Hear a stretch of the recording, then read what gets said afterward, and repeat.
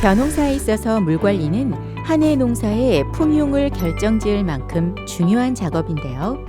비만 오면 노심초사 걱정하고 자주 가서 확인해야 해 번거로웠던 벼농사 물관리를 최근 쉽고 간단하게 할 수 있는 방법이 있어 농가에 큰 호응을 얻고 있습니다. 과연 어떤 방법인지 지금 알아봅니다. 벼 재배에 필요한 물의 양은 1000제곱미터에 1500톤으로 이 중 30%는 빗물로 채우고 나머지는 관계해야 하는데요. 논에 물을 대주는 것은 양분을 공급하고 수온 및 지온을 조절하며 토양을 부드럽게 해 경운, 썰애, 제초 등 농작업을 쉽게 하는 효과가 있습니다.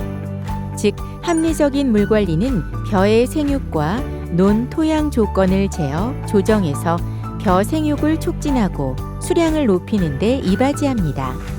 따라서 벼 생육 시기별로 필요한 용수량과 물 대주는 기간을 맞추고 기상이변에 의한 집중호우 등에 잘 대처할 수 있게 벼농사 물관리에 특히 주의해야 합니다. 물꼬란 논에서 배수로로 물이 나가게 하기 위해 만든 좁은 통로를 의미하는데요. 계량 물꼬는 튼튼한 플라스틱 재질로 반영구적으로 사용할 수 있고 안에 부착된 배수 장치만으로도 간편하게 단계별로 논의 물높이 조절이 가능합니다. 또 배수할 때 논둑의 폭에 따라 배수관 길이를 상황에 맞게 연장하거나 줄일 수 있어 어느 환경에서나 사용할 수 있다는 장점도 있습니다. 플라스틱 계량 물꼬는 썰어질 전에 설치해야 하는데요. 설치 방법은 첫째, 물꼬는 4000제곱미터당 1개 정도가 기준이지만 면적에 관계없이 필지당 1개의 계량 물꼬를 준비합니다.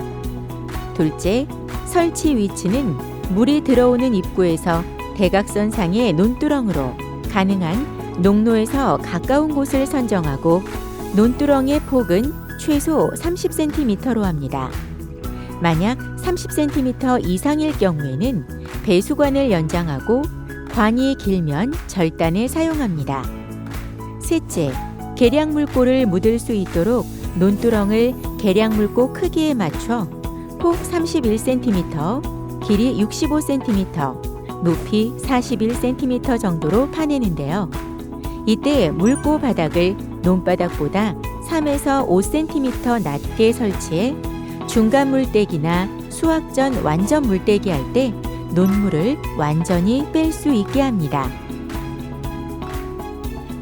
넷째, 계량 물꼬를 논둑에 묻을 때는 논둑의 내면 기준보다 안쪽에 위치하게 해 농기계 작업으로 인한 파손의 위험을 줄일 수 있도록 합니다. 마지막으로 묻을 때는 계량 물꼬 둘레에 물이 새지 않도록 논흙으로 가장자리를 압착시키거나 뒤쪽에 말뚝을 박아 보강해 주는 것이 좋은데요. 이는 계량 물꼬 둘레로 물이 새면 논둑이 무너질 수 있기 때문입니다. 벼는 생육 시기별로 논물 수위와 유지 기간이 달라집니다. 따라서 관계나 배수 작업할 때는 벼 생육 시기에 맞게 배수 엘보우를 일정 높이에 맞춘 후 위치 고정 고리로 논물 높이를 조절하는데요. 만약 배수 작업할 때 엘보우의 작동 공간에 흙과 이물질이 많이 고여 있으면 무리하게 사용하지 말고 삽과 같은 도구를 이용해 흙과 이물질을 제거한 후 배수 엘보우를 회전시켜 사용합니다. 먼저 모내기 전 논에 물을 대고 비료를 넣어 썰어질할 때 가장 많은 양분이 유실됩니다. 따라서 논물이 넘쳐 흐르지 않을 정도로 계량 물꼬 높이를 조정해 놓고 썰어질을 합니다. 썰어질을 한 다음 모내기 할 때 물이 많으면 뜬 모로 인한 결주가 발생하기 때문에 모내기에 알맞은 물 깊이로 조정하는데요. 물 깊이 조정은 썰어질로 생긴 흙탕물을 최소한 3시간 정도 가라앉힌 다음 계량 물꼬 높이를 조정해 배수하면 양분 손실과 오염원 배출을 줄일 수 있습니다. 벼농사에서 물 관리가 가장 필요한 생육시기는 모내기, 활착기, 새끼 칠 때, 무효분월기, 유효형성기에서 출수기, 여물때로 나눌 수 있는데요. 생육시기별 물관리 방법은 첫째, 모내기에 알맞은 물 깊이를 2에서 3cm 정도로 얕게 해 모내기 작업이 편리하게 합니다. 둘째, 활착기 때인 모내기 후 7일에서 10일간은 5에서 7cm 정도로 깊게 관계합니다. 이때는 모 키의 2분의 1에서 3분의 1이 물에 잠겨야 모 잎이 마르는 것을 예방하고 밤에 저온 피해를 줄이며 잡초 발생을 억제하는 효과가 있습니다. 셋째, 새끼치기 때는 2에서 3cm 정도 깊이로 얕게 관계해 참 새끼치는 줄기를 빨리 확보해야 합니다. 뱃물 깊이가 얕으면 낮에는 햇볕이 들어 생장점 부근의 온도가 올라가고 밤에는 낮아져 밤과 낮의 온도차가 클수록 새끼치기가 잘 되어 새로운 줄기가 많이 발생합니다. 그러나 물 밖으로 논바닥이 드러나면 잡초가 쉽게 싹이 트기 때문에 논바닥에 마른 부분이 없도록 관리해야 합니다. 넷째, 헛새끼치기는 이삭팩이 30일에서 40일 전으로 물의 요구도가 가장 낮은 시기입니다. 따라서 모내기 후 30일에서 35일 사이에 논바닥이 작은 균열이 생길 정도로 중간 물떼기를 합니다.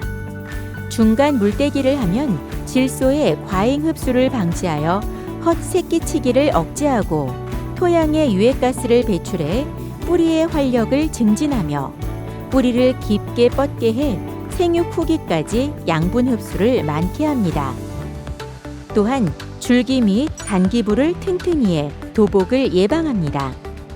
하지만 물 빠짐이 심한 누수답에서는 물 지니는 힘이 좋지 않아 중간 물떼기를 가볍게 하거나 물 걸러대기를 합니다.